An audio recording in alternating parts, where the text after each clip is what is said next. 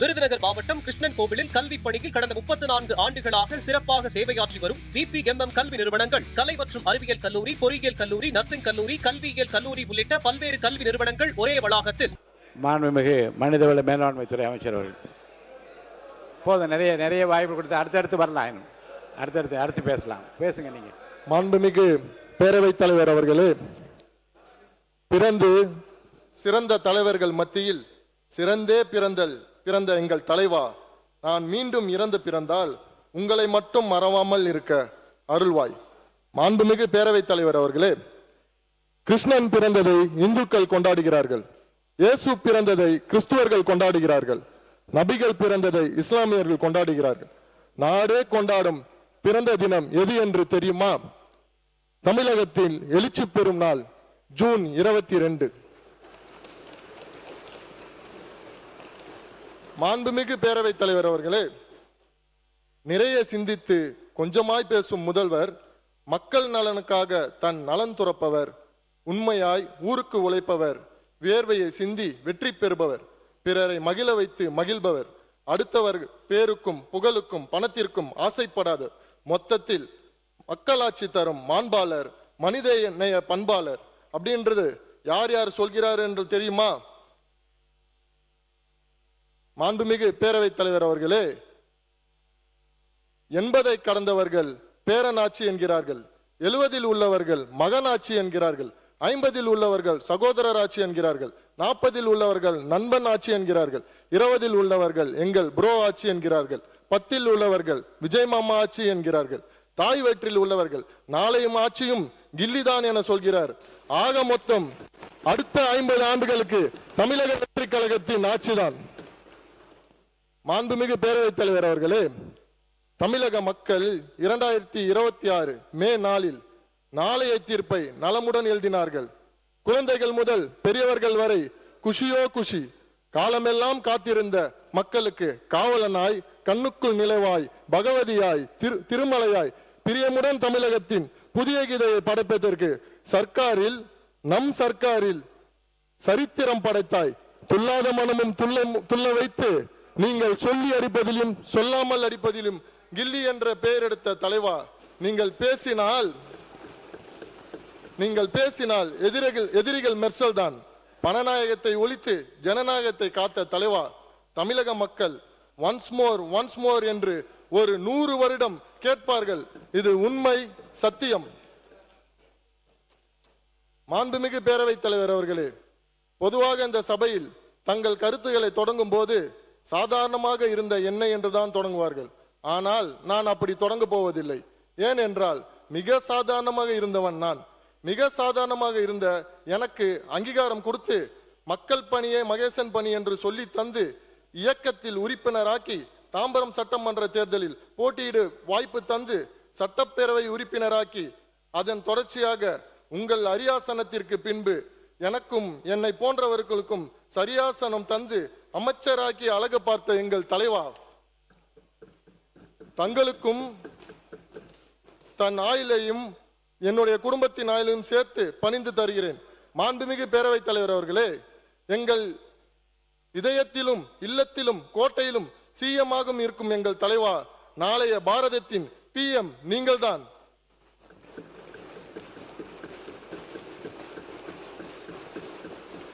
AM PM பார்க்காமல் உழைக்கும் எங்கள் CMஏ, நாளைய PM நீங்கள்தான், நாளைய PM நீங்களே தான். மாண்புமிகு பேரவைத் தலைவர் அவர்களே, மாண்புமிகு முதல்வர் அவர்களின் ஒற்றை சொல்லை மந்திர சொல்லாக மதித்து தேர்தல் களத்தில் கைமையால் வெற்றி மையை தந்து வாய்மை, தூய்மை, விசுவாசமிக்கவர்கள் தமிழர்கள் என்பதை நிரூபித்தார்கள். அதிலும் தாம்பரம் மக்கள் முதல்வரின் வாக்கை வேத வாக்காக ஏற்று 1,18,967 வாக்குகளை அளித்து அதிலும் 35,621 வாக்குகள் வித்தியாசத்தில் மகத்தான வெற்றியை வழங்கினார்கள்.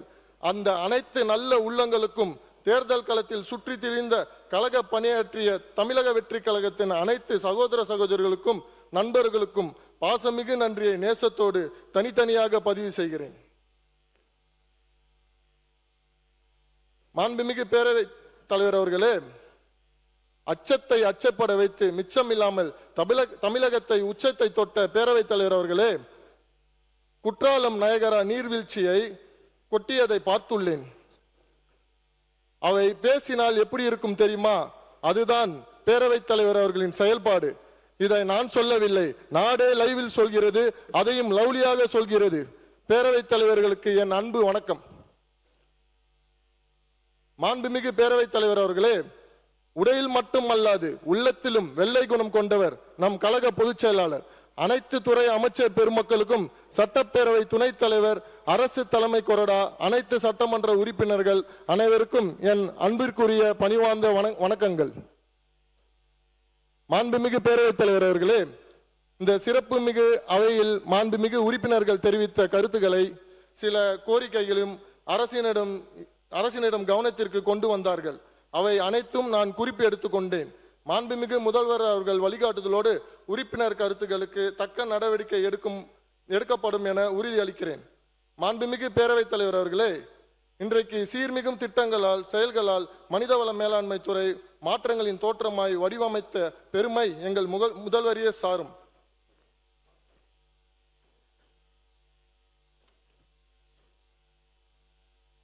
உன்னை அறி, உண்மையை உணர், உழைப்பை நம்பு, ஊருக்கு உழை, கல்வி பேணு, அறிவை விரிவு செய், சிந்தனை செய், சிறகை விரி, சிகரம் தொடு என்பதே இத்துறையின் நோக்கம்.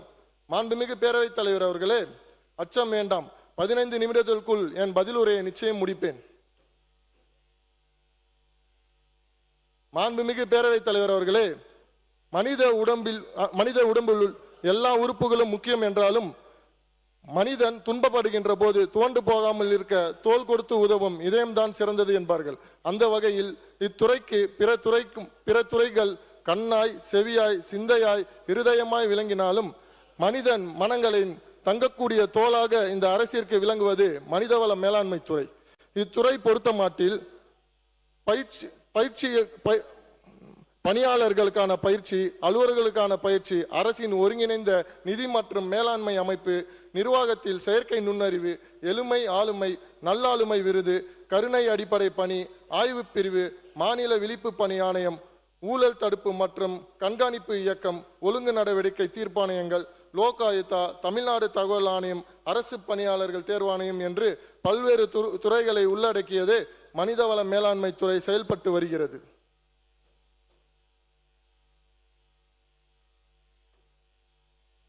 மாண்புமிகு பேரவைத் தலைவர் அவர்களே, முயற்சியும் பயிற்சியும் தொடர்ச்சியா இருந்தால் வெற்றியின் நிச்சயம் என்பார்கள். தமிழ்நாடு அரசு ஊழியர்களுக்கு அவர்கள் பணியில் சேர்ந்தது முதல் பல்வேறு வகையான பயிற்சிகளை வழங்கி வருகின்றோம்.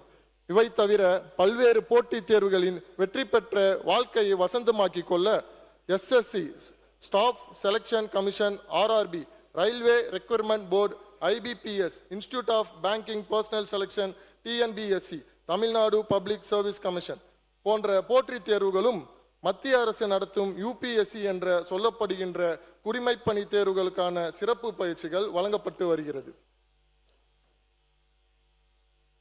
அண்ணா நிர்வாக பணியாளர் கல்லூரியில் 2025-26 நிதியாண்டில் மட்டும் 550 பயிற்சி திட்டங்களில் 20,639 அரசு அலுவலர்களுக்கு சிறந்த பயிற்சிகள் அளிக்கப்பட்டு, அதே போன்று 2026-27 நிதியாண்டில் 31/7/2026 வரை 97 பயிற்சி திட்டங்கள் 3500 அலுவலர்கள் பயிற்சிகள் அளிக்கப்பட்டது என்பதை பெருமையோடு பதிவு செய்கிறேன். அரசு பணியாளர்களுக்காக உள்ள பவானிசாகர் பயிற்சி நிலையத்தில் துறை பயிற்சியோடு யோகா, விளையாட்டு, கலை என்ற பல்வகை பயிற்சிகள் வழங்கப்படுகிறது. குறிப்பாக அகில இந்திய குடிமைப்பணி தேர்வு மற்றும் இந்திய வனப்பணி தேர்வு இரண்டையும் சேர்த்து கடந்த காலத்தில் 159 நபர்களுக்கு வெற்றி பெற்றவர்களுக்கு இத்துறையில் பயிற்சி வழங்கப்படுது. அரசு பணியாளர்கள் தங்களின் திறனை பெருக்கிக் கொள்ள திறன் 360 என்ற இணைய வலைத்தளப்பு உருவாக்கப்பட்டுள்ளது. இன்றைய வளர்ந்து வரும் யுகத்தில் பயிற்சி தான் வெற்றிக்கு அஸ்திவாரம். தமிழ்நாடு அரசின் ஒருங்கிணைந்த நிதி மற்றும் மனிதவள மேலாண்மை அமைப்பு IFHRMS. மாண்புமிகு பேரவைத் தலைவர் அவர்களே, தமிழ்நாடு அரசால் தொடங்கப்பட்ட ஒருங்கிணைந்த நிதி மற்றும் மனிதவள மேலாண்மை அமைப்பு IFHRMS என்பது ஒரு விரிவான மின் ஆளுமை திட்டமாகும். இதனுடைய நோக்கம் அரசு பணியாளர்கள் மற்றும் அதிகாரிகளின் தகவல் மற்றும் சம்பளம் சார்ந்த தகவலை தடையின்றி அரசு பணியாளர்கள் பெற்றிட தகவல்களை டிஜிட்டல் மயமாக்கி இணையதளத்தில் தடையின்றி பெற வடிவமைக்கப்பட்டது. இவ் அமைப்பின் முக்கிய நோக்கம் காகிதமில்லா நிர்வாகம், பணியாளர்களின் தகவல் உரிமை மற்றும் ஓய்வூதியம் பெறுதல். தரவுகளை இருந்த இடத்திலே பெறுவதற்கான இவ் அமைப்பு உருவாக்கப்பட்டுள்ளது. மாண்புமிகு பேரவைத் தலைவர் அவர்களே, அரசின் எல்லா துறைகளும் இன்று மாற்றங்களின் தோற்றமாய் செயல்படுகிறது. உதாரணமாக தொழில்துறை ஊசி முதல் ஏசி வரை ஈஸியாக செய்ய முடியுது. பதிவுத்துறை பட்டா வீடு தேடி வருகின்றது. கல்வித்துறை, காவல்துறை, விளையாட்டு கலக்கி கொண்டிருக்கிறது. மருத்துவத்துறையோ மகிழ்ச்சி துறையாய் மாறி உள்ளது. மொத்தத்தில் தமிழகம் எங்கும் மாற்றம், மக்கள் மனமோ ஏற்றம். மாண்புமிகு பேரவைத் தலைவர் அவர்களே, அரசு நிர்வாகத்தில் செயற்கை நுண்ணறிவு ஏஐ படிப்படியாக கொண்டு வருவதன் மூலம் அரசு துறைகள் சிறந்த வெற்றிகளை பெறும். கருணை அடிப்படை பணி நியமனம் திட்டம். மாண்புமிகு பேரவைத் தலைவர் அவர்களே, அரசியல் பணியில் இருக்கும் நபர் பணிக்காலத்தில் மரணமடைந்தால் அவரது குடும்பம் பொருளாதார நெருக்கடியை சந்திக்கிறது.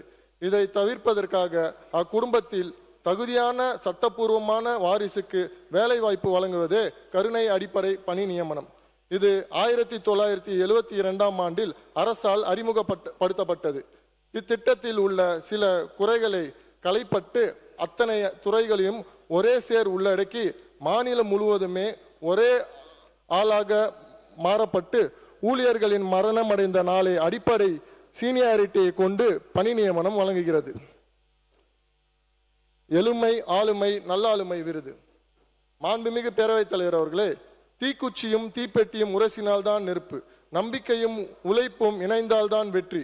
குடும்பம், அலுவலகம், பொது வாழ்க்கை என்ற எந்த துறை எடுத்தாலும் பிறருடைய குறைகளை சுட்டி சுட்டி காட்டுவதை விட பிறரது நல்ல செயல்களை தோல் தட்டி தட்டி காட்டினால் வெற்றி தானாக வரும் என்பார்கள். அந்த வகையில் வெற்றிகள் முதல்வரின் வாசல் வந்து சேர்ந்த போது அடக்கத்தோடு, அமைதியோடு, லட்சியத்தோடு, நியாயமாகவும் நிதானமாகவும் செயல்படும். மாண்புமிகு முதல்வரின் சீர்மிகு வழிகாட்டுதல் பேரில் நல்லாளுமை விருது இத்துறையினால் வழங்கப்பட்டு வருகிறது. மாண்புமிகு பேரவைத் தலைவர் அவர்களே, ஆபத்திற்கு உதவாத பிள்ளை, அரும்பசிக்கு உதவாத அன்னம், தாகத்தை தீர்க்காத தண்ணீர், குருமொழி கேட்காத சீடன், பாவத்தை தீர்க்காத தீர்த்தம் இவை பயனில்லை என்பார்கள். அதுபோல அரசு துறையை செம்மைப்படுத்துவதும் சீர்படுத்துவதும் மேம்படுத்துவதும் தாமதங்களை தவிர்ப்பதும் மக்கள் நலனை பேணுவதும் ஆய்வுகள் முக்கிய நோக்கமாகும். ஆய்வுகள் மற்றும் அரசு துறையை அடுத்த நிலைக்கு அழைத்து செல்லும். தமிழ்நாடு மாநில விழிப்பு பணி ஆணையம். மாண்புமிகு பேரவைத் தலைவர் அவர்களே, இவ் ஆணையம் ஊழல் தடுப்பு மற்றும் கண்காணிப்பு துறையின் நடவடிக்கைகளை கண்காணித்து பரிசீலனை செய்து வருகிறது. ஊழல் தடுப்பு மற்றும் கண்காணிப்பு இயக்கமானது DVSC 1964ஆம் ஆண்டு உருவாக்கப்பட்டது. தலைமை செயலகம் உட்பட 15 பிரிவு அலுவலகங்கள் மட்டுமே இயங்கி வந்த நிலையில் தற்போது 46 பிரிவுகள் அலுவலகங்கள் மாநிலத்தில் இயங்கி வருகிறது. இவ் இயக்கத்தின் செயல்பாடுகள் வருடாந்தோறும் கூட்டம், ஆய்வுகள், விசாரணைகள், திடீர் சோதனைகள் ஆகிய அனைத்தும் வருடம் வாரியாக பட்டியலிட செய்யப்பட்டுள்ளது. தமிழ்நாடு தகவல் ஆணையம். மாண்புமிகு பேரவைத் தலைவர் அவர்களே, முடியாது என நினைப்பது மூட நம்பிக்கை, முடியுமா என யோசிப்பது அவநம்பிக்கை, முடியும் என நம்புவதே தன்னம்பிக்கை. தன்னம்பிக்கையின் தன் மனிதன் இயங்கி வருகிறான். எல்லா மனிதர்களும் பொது அதிகார அமைப்புகளுடன் உள்ள தகவலை பெறுவதற்கு தகவல் பெறும் உரிமை சட்டம் 2005 அதிகாரம் வழங்குகிறது. அரசு நிர்வாகம் நல்ல முறையில் நடைபெற உதவுகிறது. தமிழ்நாடு தகவல் ஆணையத்தை பொறுத்தவரை ஓர் மாநில தலைமை தகவல் ஆணையர் 8 தகவல் ஆணையர்களுடன் கொண்ட அமைப்பு பெற்றது. தமிழ்நாடு தகவல் ஆணையம் வெளிப்படைத்தன்மையோடு நிலையான வளர்ச்சிக்கான இலக்குகளை நிர்ணயித்து திறம்பட செயல்பட்டு வருகிறது. தமிழ்நாடு அரசு பணியாளர் தேர்வாணையம். மாண்புமிகு பேரவைத் தலைவர் அவர்களே, தமிழ்நாடு அரசு பணியாளர் தேர்வாணையம் TNBC என்பது இந்திய அரசியலமைப்பின் 315(1) கீழ் அமைக்கப்பட்டு மாநில அளவிலான அரசியலமைப்பு சார்ந்த அமைப்பாகும். தமிழ்நாடு அரசின் பல்வேறு துறைகளில் உள்ள காலி பணியிடங்களை ஆட்சேர்ப்பு செய்வது இவ் ஆணையத்தின் நோக்கம். மேலும் மாநில அரசு பணி அலுவலர்களுக்கான தேர்வுகளை நடத்தி வருகிறது. இவ் ஆணையத்தில் அரசு பணியாளர்கள் தேர்வு செய்தல், பணி நியமனம், பதவி உயர்வு, பணி மாறுதல் போன்ற செயல்பாடுகளும் அதற்கான நெறிமுறை கலைகளும் வழங்கி கொண்டுகிறது. மேலும் தமிழ்நாடு அரசு பணியாளர்கள் தேர்வாணையத்தில் தேர்வுக்களம் எனும் ஒருங்கிணைந்த கைபேசி செயலி உருவாக்கப்பட்டுள்ளது. இப்படி பல்வேறு வகையான பணிகளை தமிழ்நாடு அரசு பணியாளர்கள் தேர்வாணையம் திறம்பட செய்து வருகிறது. மாண்புமிகு பேரவைத் தலைவர் அவர்களே, ஆட்சி பொறுப்பேற்ற 3 மாதங்களில் திரும்பும் திசையெல்லாம் முதல்வர் சேவையை எல்லோரும் பாராட்டி வருகிறார்கள். இதுதான் உண்மையான மக்களாட்சி, இதுதான் உண்மையான மக்கள் போற்றும் ஆட்சி. பேரவைத் தலைவர் அவர்களே, முதல்வரின் சேவையை பாராட்டுவோருக்கு சேவை வரி விதித்தால் இந்தியாவின் கடனை இன்றே அடைக்கலாம். முதல்வரின் சேவையை பாராட்டுவோருக்கு சேவை வரி விதித்தால் இந்தியாவை கடனை இன்றே அடைக்கலாம். தமிழகத்தை காக்க வந்த நவசக்தியாய், யுவசக்தியாய், நவீன சக்தியாய், புரட்சி சக்தியாய், புதுமை சக்தியாய், ஜனசக்தியாய் அன்பிற்குரிய அப்பா சந்திரசேகரும் வணக்கத்திற்குரிய தாய் சோபாமா அவர்களுக்கு பெற்றெடுத்த நல்முத்து எங்கள் தலைவரே, தமிழக முதல்வரே, நீங்களை மீண்டும் வணங்கி துறையினர் பதிவை அறிவிப்பு செய்கிறேன். மாண்புமிகு பேரவைத் தலைவர் அவர்களே, நேரத்தின் அருமை கருதி ஒட்டுமொத்த அறிவிப்புகளும் தலைப்பை மட்டும் நான் இங்கே வாசிக்க இருக்கிறேன். இருப்பினும் ஒவ்வொரு அறிவிப்பினையும் முழுமையாக வாசித்ததாக பதிவு செய்ய கொள்ளும்படி பணிவோடு கேட்டுக்கொள்கிறேன். அறிவிப்பு எண் 1, அரசு பெண் பணியாளர்களின் 3வது குழந்தைக்கு மகப்பேறு விடுப்பு 365 நாட்கள் வழங்கப்படும். அறிவிப்பு எண் 2, போட்டித் தேர்வுக்கு தயாராகும் நபருக்கு வெற்றி பாதை செயலி ரூபாய் 20 லட்சம் செலவில் உருவாக்கப்படும். அறிவிப்பு எண் 3, தமிழ்நாடு அரசு பணியாளர்கள் தேர்வாணையத்தில் கூடுதல் இணைப்பு கட்டடம் ரூபாய் 12.5 கோடி செலவில் கட்டப்படும். அறிவிப்பு எண் 4, ஊழல் தடுப்பு மற்றும் கண்காணிப்பு இயக்குநரின் கீழ் சமூக ஊடக கண்காணிப்பு மையம் SMMC ரூபாய் 50 லட்சம் செலவில் ஏற்படுத்தப்படும். அறிவிப்பு எண் 5, தமிழ்நாடு தகவல் ஆணையத்தில் கண்காணிப்பு அறையுடன் கூடிய மேம்பட்ட CCTV கேமரா ரூபாய் 10 லட்சம் செலவில் ஏற்படுத்தப்படும். அறிவிப்பு எண் 8, ஆ மற்றும் ஆ அடிப்படை பயிற்சி நிலையம் மற்றும் அகில இந்திய அறிவிப்பு எண் 6, ஆ மற்றும் ஆ அடிப்படை பயிற்சி நிலையம் மற்றும் அகில இந்திய குடிமைப்பணி தேர்வு பயிற்சி மையம் வகுப்பறை, தங்கும் விடுதிகள், கலையரங்கங்கள் மற்றும் விருந்தினர் அறைகள் ஆகிய ரூபாய் 2 கோடி செலவில் புதுப்பிக்கப்படும். அறிவிப்பு எண் 7, பவானிசாகர் அரசு அலுவலர்கள் பயிற்சி மையத்தில் நவீன கணினி மையம் ரூபாய் 1 கோடி செலவில் உருவாக்கப்படும். அறிவிப்பு எண் 8, பவானிசாகர் அரசு அலுவலர்கள் பயிற்சி மையத்தில் திறந்த வெளி விளையாட்டு பயிற்சி மையம் ரூபாய் 2.25 கோடி மதிப்பீட்டில் அமைக்கப்படும். அறிவிப்பு எண் 9, போட்டித் தேர்வு பயிற்சி மையங்கள் அறிவுரைசார் மையங்களோடு நாலேஜ் சென்டர் இணைந்து செயல்பட்டு வகையில் தகுந்த உட்கட்டமைப்பு வசதி ரூபாய் 1.30 கோடி செலவில் ஏற்படுத்தப்படும். அறிவிப்பு எண் 10, அரசு பணியாளர்களுக்காக இணையவழி திறன் மேம்பாட்டு பயிற்சி கூடுதலாக சட்டம் மற்றும் விதிகள் போன்ற கற்றல் தொகுதிகளை ரூபாய் 50 லட்சம் செலவில் உருவாக்கி திறன் 360 இணையதளத்தில் சேர்த்து நடைமுறைப்படுத்தப்படும். அறிவிப்பு எண் 11, எளிமை ஆளுமை திட்டத்தின் கீழ் 150 அரசு சேவைகள் வழங்கப்படும். மாண்புமிகு பேரவைத் தலைவர் அவர்களே, கோவிலுக்குள் சென்றால் எப்படி தண்ணீர் தீர்த்தமாகிறதோ, சாதம் பிரசாதமாகிறதோ, சாம்பல் திருநீர் ஆகிறதோ, அதே போல் தாவேக்கா அலுவலகம் சென்றால் சாமானியர் கூட சட்டமன்ற உறுப்பினர் ஆகலாம். சிலருக்கு குலதெய்வம் பிடிக்கும், சிலருக்கு இஷ்ட தெய்வம் பிடிக்கும். ஆனால் எல்லோருக்கும் பிடித்த மனித தெய்வம் தமிழக முதல்வர் எங்கள் தளபதியே. மாண்புமிகு பேரவைத் தலைவர் அவர்களே, மொத்தத்தில் அரசுக்கு முகமாய் முகவரியாய் மனிதவள மேலாண்மை துறை விளங்குகிறது. பேரவைத் தலைவர் அவர்களே, மாண்புமிகு உறுப்பினர்களுக்கு நான் எடுத்து வைத்த கருத்துகள் மனநிறைவை அளித்திருக்கும் என நம்புகிறேன். மாண்புமிகு உறுப்பினர்கள் தங்கள் வழங்கிய வெட்டு தீர்மானத்தை திரும்ப பெற்றுக்கொண்டு மானிய கோரிக்கை நிறைவேற்றி தருமாறு அன்புடன் கேட்டுக்கொள்கிறேன். மாண்புமிகு முதல்வர் அவர்களுக்கும் பேரவைத் தலைவர், துணைத் தலைவர், கழக பொதுச் செயலாளர், மாண்புமிகு அமைச்சர் பெருமக்கள், அரசு தலைமை கொறடா, அனைத்து சட்டமன்ற உறுப்பினர்கள், துறையின் செயலாளர், அனைத்து அலுவலர்கள், பணியாளர்கள், அமைச்சர் அலுவலக அனைத்து சகோதரர்கள், பத்திரிகை மற்றும் ஊடக நண்பர்கள், காவலாளர்கள் என்று அனைவருக்கும் எனது மனமார்ந்த நன்றியை பதிந்து வணங்குகிறேன். இது பேரவைத் தலைவர் அவர்களே, என் கையில் இருப்பது வெறும் காகிதம் அல்ல, இது மனிதவள மேலாண்மை துறையின் என் மாண்புமிகு முதலமைச்சரின் மிகப்பெரிய ஆயுதம் என்று கூறி, வாழ்க தமிழ்நாடு, வளர்க தமிழ் மக்கள், வெல்க ஜனநாயகம் என்று விடைபெறுகிறேன். நன்றி, வணக்கம்.